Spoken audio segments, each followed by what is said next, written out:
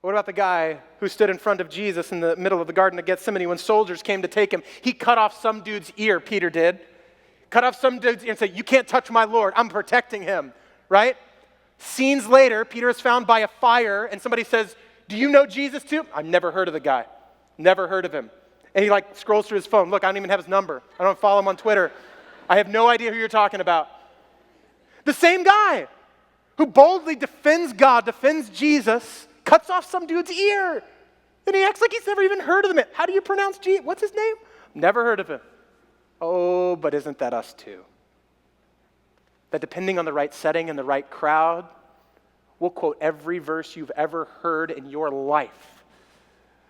But when somebody who perhaps doesn't believe or thinks we're crazy, we go, I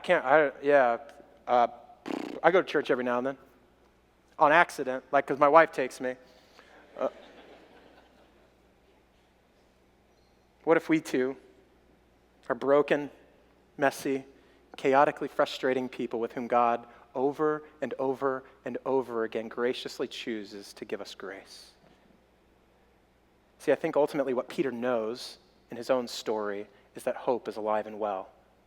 Because over and over and over again, when he fell short, his God forgave him.